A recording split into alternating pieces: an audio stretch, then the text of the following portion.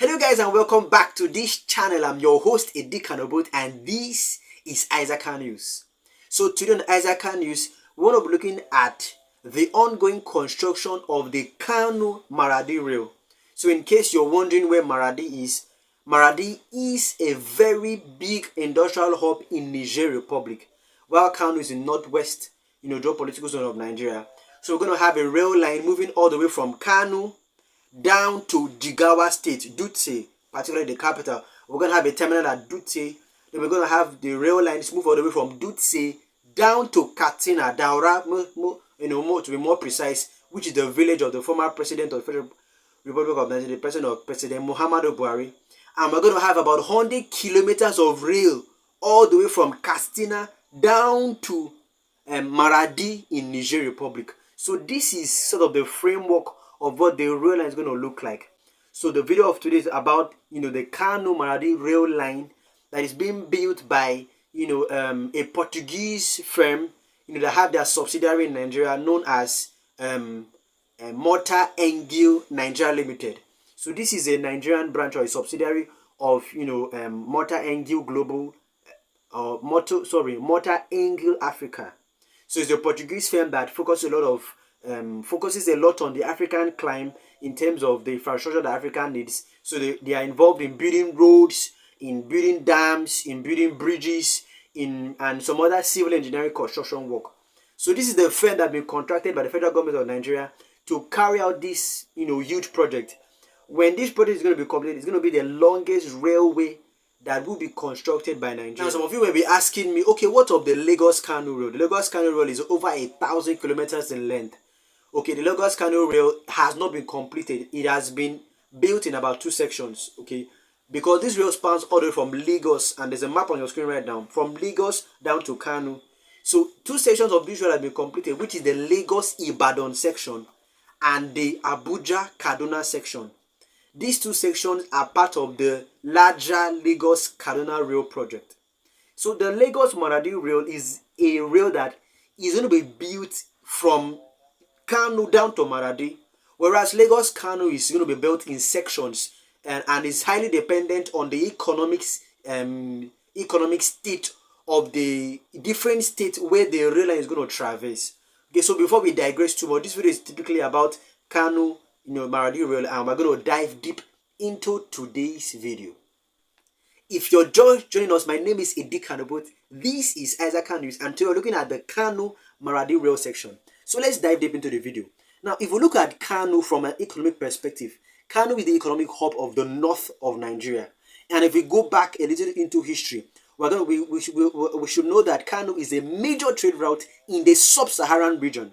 So if you look at an African map, you're going to see the sub-Saharan region. Now, so in the sub-Saharan region, Kano is a major melting pot of economic activity in Africa. Going back, so this was a route for slave trade. It was a route for import and exportation. It was a route for a lot of agro-allied investment and transportation. Because as we speak right now, Kano State has the largest food market in West Africa. So this is an agro-hub, agro-allied hub in Nigeria. Now, moving away from agriculture, the textile industry in Nigeria is domiciled and dominated and operates and runs in Kano and in the north of the country. Hence, the need for a robust rail network and a robust infrastructure network in order to allow for smooth trade, not just within Nigeria and the north, but within the sub-Saharan, African region, as we've earlier talked about. So we've already established that Kano is a hub of economic activities, agricultural activities, and trade activities. So the road is going to move from Kano, like I said earlier. Then it's going to move to Jigawa, particularly to Dutse. And it's going to move from there down to Katsina, particularly to Daura, the former residence, the residence of the former president of the Federal Republic of Nigeria. Now that's going to span, about 300 kilometers all the way from Kano down to Katsina. Now about 100 kilometers of rail is going to move from Katsina, which is a border state between Nigeria and Niger Republic, down to Maradi. Now, why Maradi and what is the significance of the rail moving all the way to Maradi in Niger Republic? Now, in Nigeria, we have Lagos State and Kano State as the major economic hub. I'm not belittling the role that River State plays, particularly Port Harcourt, or the role that big states like Warri plays, or even Kaduna is a very big state, that plays. Or you may look at Enugu, Anambra in terms of the southeast. But if we're looking at the major stakeholders in the economy, we're going to talk about Lagos State and talk about Kano State. So Kano is like a melting pot of trade in the north and the sub-Saharan region. So then Maradi is what you may call Kano in Niger, because it's also a very big economic hotspot in Niger Republic. So it's like you linking by rail, linking Lagos and Kano by rail. But now you're linking Kano and Maradi, which is a neighboring state. Now, if you understand the benefit or the importance of the ACFTA, which is the African Continental Free Trade Area, that seeks to establish a borderless Africa from an economic perspective, where we are trying to reduce the trade barrier to about 1% between trading amongst ourselves. We are trying to remove a lot of non-tariff barriers permanently from the African climate. So we are trying to create a borderless Africa, where we can have a lot of smooth transaction between ourselves without a lot of trade restrictions, impeding the work that is about to be undertaken within the African continent.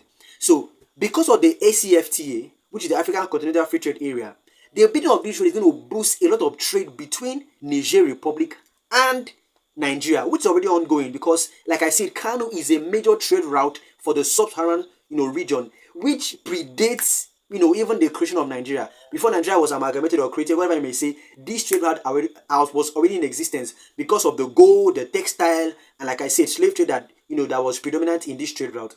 Now, as Nigeria was created as a nation and the Europeans left, this route began to dwindle and it lost its glory. So with the building of robust infrastructure, we're trying to revive that Kano vibe that it always had as a very dominant position or dominant state or dominant center in West African trade, in sub-Saharan African trade, which is key in building this rail.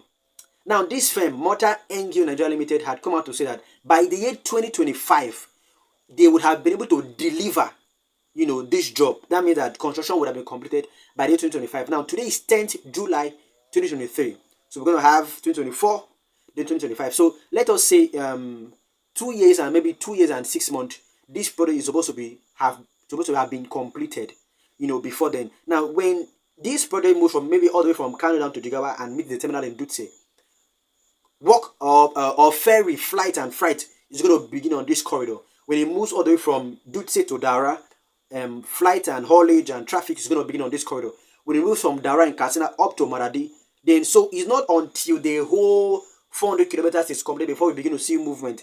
When any major section between two terminals are completed, we're going to see movement along that corridor. Now, the market in Kano, which is the largest food market in West Africa, has an annual turnover of about $2.5 billion.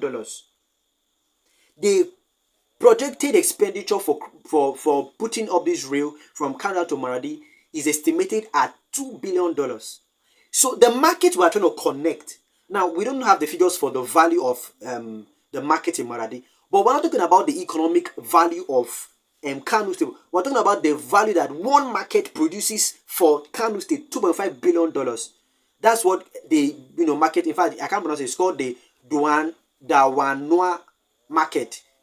It's difficult to pronounce. That's why I have avoided pronouncing it. It has about a turn of about $2.5 billion, on an annual basis. Now, we're trying to connect this amount of money to what is already domiciled in Maradi between these two different economies. So, what about the potential that Katsina houses? What about the potential that Jigawa houses? What about the potential that Kaduna houses? Because if we're looking at this, we already know that there's a rail corridor between Abuja and Kaduna, which is the Abuja-Kaduna rail.